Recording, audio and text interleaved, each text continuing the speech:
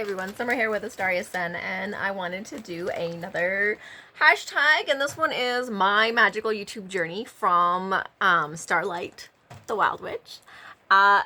This one has like 25 questions in it, so I'm going to get through it as quickly as possible. You know I don't really do like long videos on purpose. So anyways, I'll get through it as quickly as possible, and I might even combine some of them together just because they feel like they should be together. So here we go. What is your channel name and the significance behind it? My channel name is Astaria Sen, and it's actually, when I first started in all my pagan stuff, that there was a book that talked about magical names and how it's associated with the number that's in your real name.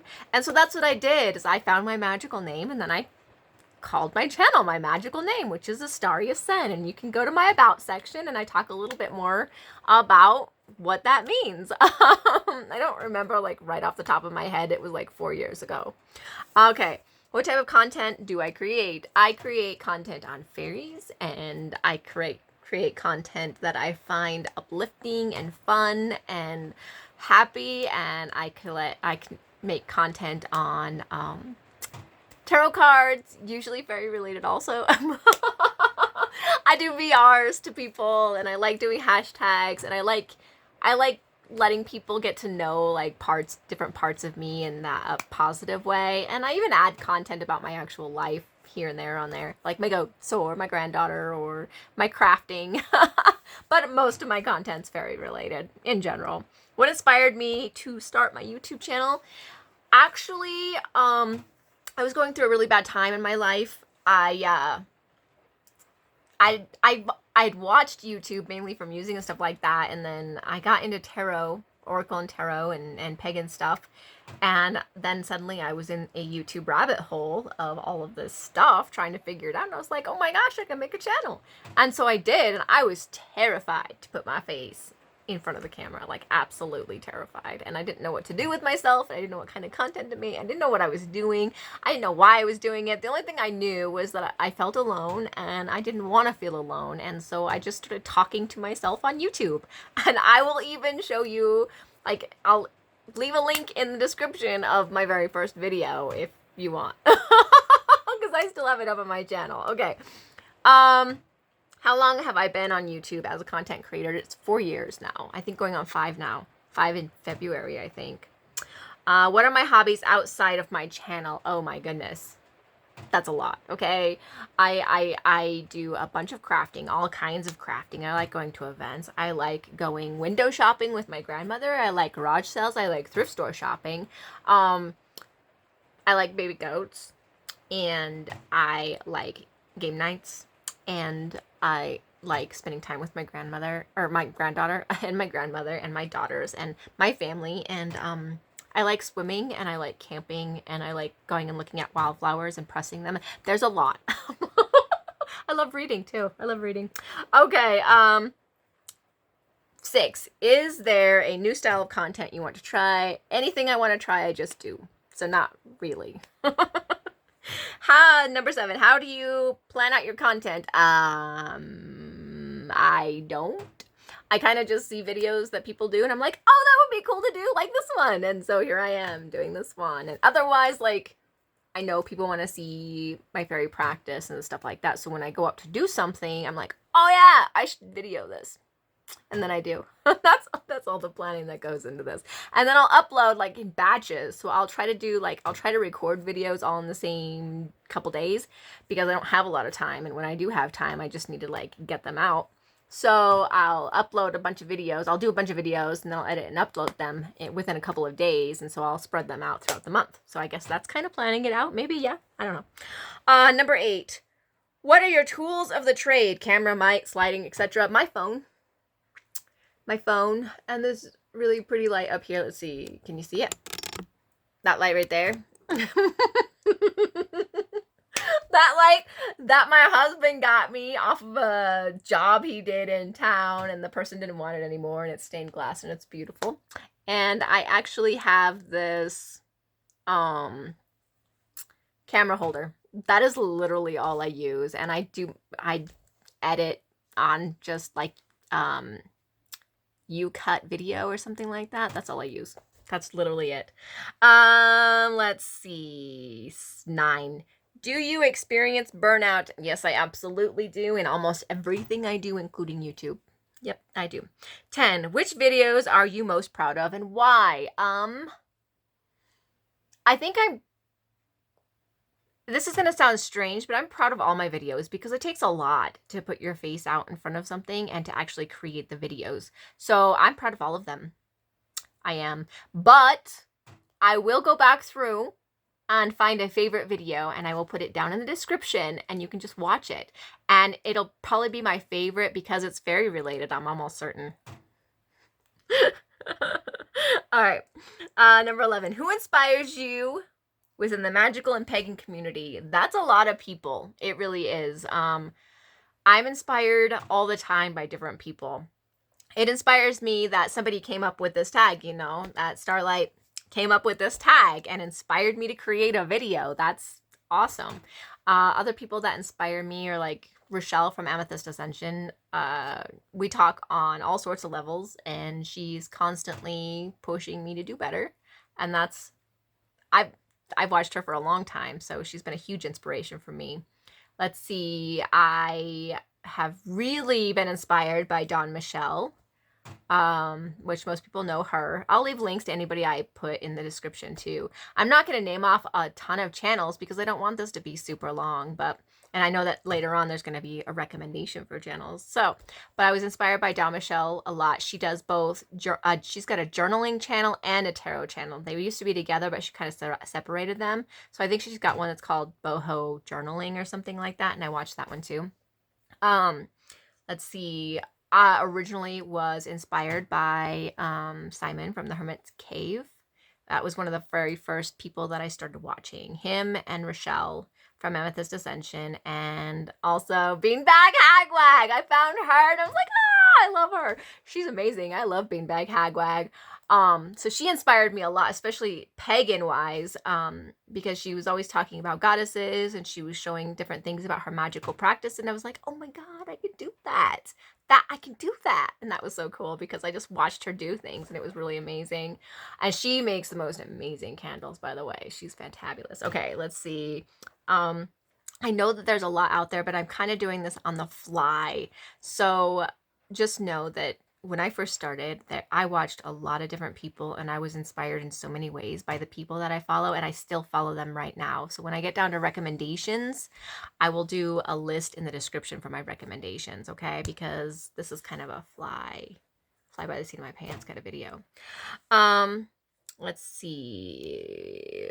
Proud of channels. Okay, yeah, so that's the next one. Channels you'd recommend. I will leave them down in the description. I'll go through, I will find them, and I will leave them down in the description.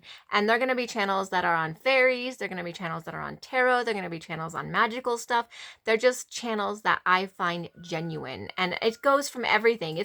It's from everyone, from you know, Amethyst Ascension, because she does all sorts of really cool stuff, especially journaling, to Dawn Michelle with her tarot cards, to oh my gosh, Echo the Saving Sorceress, who is just a pleasure. That woman is a pleasure to watch. I go and run to every single video she does. And Molly Roberts, I love Molly Roberts. So I'm going to leave a list in the description of channels that I absolutely adore and would recommend. It's not going to be a long list. It's going to be a short list because I do like small channel magic recommendations and other channel magic shout outs. So it's just going to be a small list of like the main staples that I watch on a regular basis. Okay. All right, up next is number 13. Do you believe there are misconceptions about being magical and pagan YouTuber? Of course I do. I think that it doesn't matter what you're in. There's always going to be some kind of misconceptions, some form that, you know, belief and misconception isn't right there where it's supposed to be. You know, when I first started, there was a lot of people who were very into aesthetics, witchy aesthetics and stuff like that. I don't have witchy aesthetics. You see what you see here. I don't have a lot of room. I have my couch and a curtain. Okay, that's what I got. And sometimes I can be aesthetically pleasing, but I find that there is this misconception that your videos need to be pretty and amazing in order for people to watch them, and they don't. What your videos need to do is make them feel something, and they'll watch. And that's it. And it doesn't matter if it's something small or something huge. People like watching tarot videos because they like tarot. They have to like it. They have to connect on some way with you. It's not necessarily the aesthetics. And yes, the aesthetics are pleasing to watch. I'm not gonna lie. I love Amethyst's, aesthetics. I love Don Michelle's aesthetics, but I would still watch them without all the aesthetics because I like what they're providing as their content. So I do think there's this misconception there that you have to have this perfect content in order for it to be relatable to your viewer, which it does not. And of course, magical and pagan stuff, the whole belief thing, there's some things that are harder to believe than others for many, many people. So yeah, it's there. Let's see, 14. What do you like or dislike about being on YouTube? I dislike the drama on YouTube. I do not get involved in the drama on YouTube. I avoid the drama on YouTube. Even if it's somebody I follow, I will not watch the videos generally if they're drama related. I just don't. I don't need that in my life or want that in my life. The things I do like about YouTube, I love the information. I love the sharing of knowledge and the sharing of joy.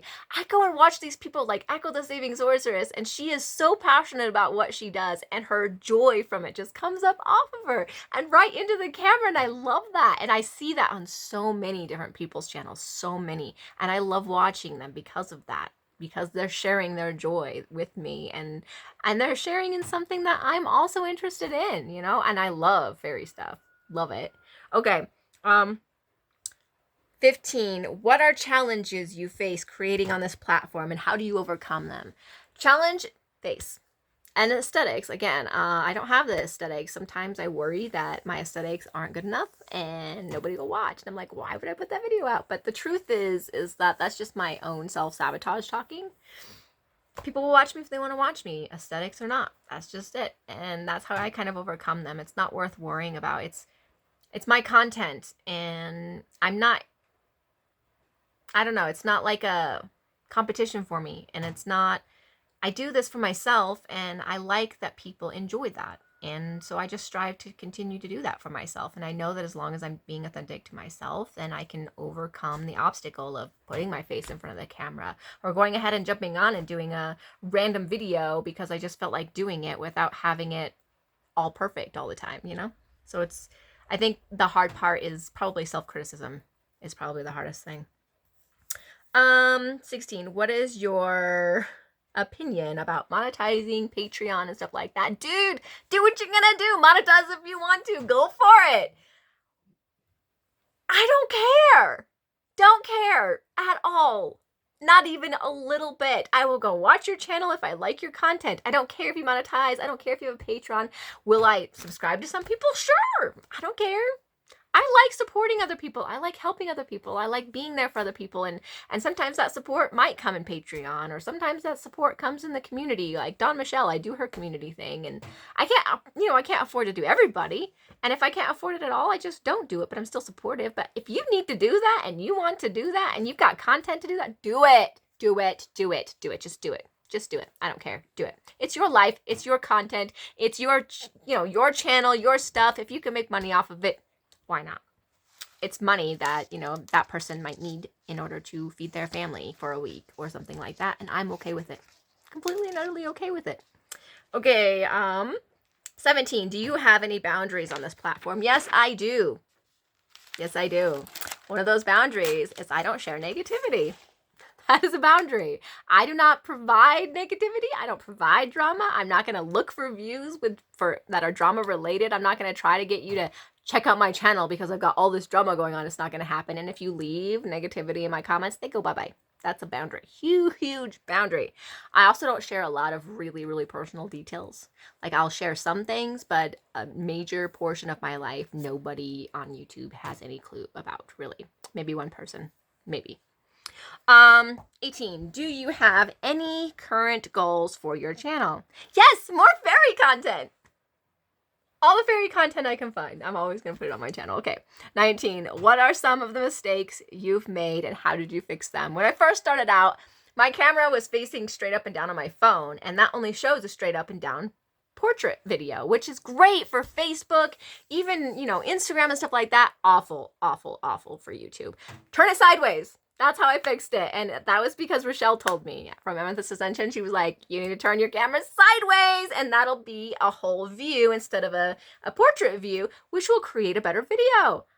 That was fantastic. I have never looked back since. Like, since I started doing that. And when you watch my first video, like, that's down in the description, because I'm going to leave it there, right? You're going to see I did a straight up and down one. And I mean, turning my camera sideways on my phone changed my life. And yes, I do have to go in and edit it sometimes to where it'll stay that way. When I put it up on YouTube, I have to turn it to landscape instead of portrait sometimes. But for the most part, it's not that big of a trouble just to make sure that it's landscape. Not at all. 20.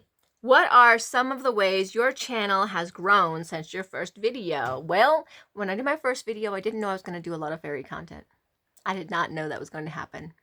I also didn't know I'd be sharing much creativity, like art-wise. And I also didn't know I'd be doing VRs or hashtags because I didn't know really what they were. It's grown a lot, actually. I mean, it's taken me 4 years to even get to 1,000 subscribers, but I'm not actively seeking subscribers all the time. So it's grown that way too. And I feel like I'm growing into a more authentic creator because of how I've changed and evolved. And yeah. So, 21. Have you ever wanted to quit making videos? Yep. Then I did quit making videos for a little while because I couldn't make videos for a little while, and I came back. And it wasn't like quit, like I wanted to delete my channel and delete all my videos. Not like that, but more like I just needed to take a step back because life was hectic and real and hard. And I didn't want that on my channel, so I just took a step back until I was ready to bring content back that was good for me and for my viewers. Okay. 22. What do you wish you knew before starting my YouTube journey? I wish I knew that I could turn my camera sideways and create videos that way. Let's see, what else do I wish I knew? I wish I knew that that's about it. Like, seriously, everything else you just kind of learn on the way, and for everybody is kind of different. I think I wish I knew that I didn't have to be perfect about it. People will still come watch me if my video's not perfect. And they're not ever perfect. Not ever. Okay. 23. Do you post on any other platforms? I absolutely do. I post my art on my Facebook, and I have Astaria Sen on Instagram, which I share tarot cards with, and some art. And I have, you know, my art channel on, or my art side on Instagram too. So I've got 2 different Instagram accounts. One's Astaria Sen, one's Wispy Realm. I got 2 YouTube channels, Astaria Sen and Wispy Realm.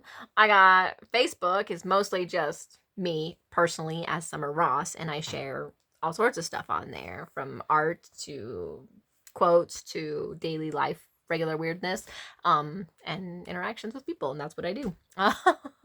And I have a website for all my art stuff. So yeah, I'm kind of out there on other social media platforms. 24. Do you have any advice for those wishing to create a channel? Just do it. And I know that it's scary to put your face there. Do that anyways. You won't get used to it if you don't. Like, truthfully. And turn your camera sideways. If you've got a phone, don't do it up and down. Do it sideways. Don't do it like you're on TikTok. Don't do it like you're on Facebook. Turn it sideways. Create the video. Poof. You got a good video. Also, I guess I would also recommend that if you are doing videos, don't make them silent videos. Silent videos are very hard to watch. Always try to add some kind of music or talking or something like that, because silent videos, like, sometimes I worry that my sound isn't working if I come across a silent video and I'm like, oh gosh, what did I do? And I keep trying to figure out what I did, and then suddenly there'll be a sound and I'm like, oh, it ain't me. So silent videos are harder to watch. So try to add a sound to it to make it more enjoyable to watch. That's all. That's all. Okay, number 25. Who will you tag in this video? I'm not tagging anybody. I'm just gonna give you channels to go watch, and I hope that whoever wants to do this channel or do this tag does it, because I find these questions interesting to find out about other people. So thank you guys so much for watching. Have a very great day.